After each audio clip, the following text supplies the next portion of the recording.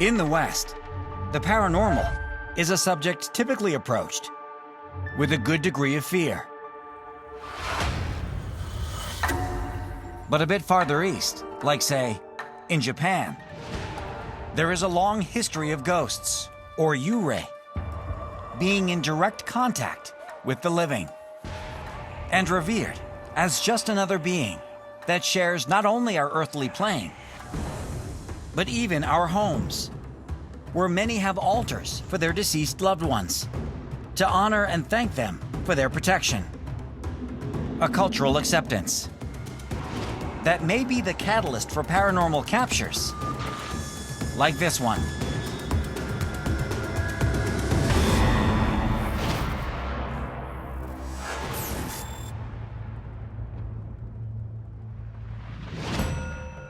July 2024, in Fukuoka, Japan.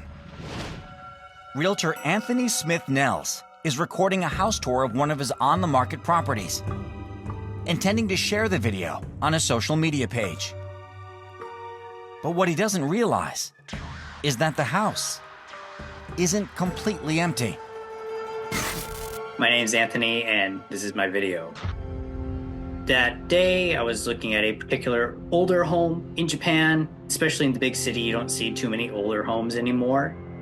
And so I wanted to check it out because of that. But the entire time from when I entered to I left, you had that like feeling of pressure, something a little creepy, which I've been in these older houses before. And, there's times where you're like, I just want to get out of here. Once I did my walk around, I began filming.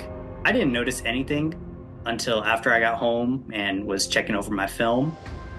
And what he notices is utterly bizarre. Watch closely.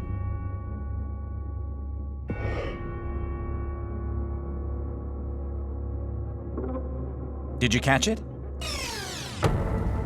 Watch again, in slow motion.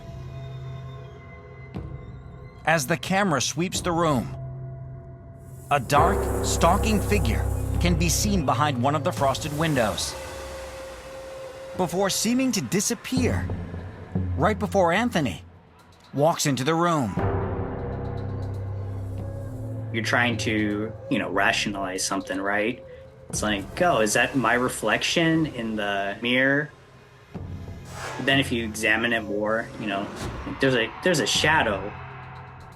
And you go around the corner and there's nothing there. And again, it goes back to like rationalizing. You're like, was someone in the house with me? Or, what is this?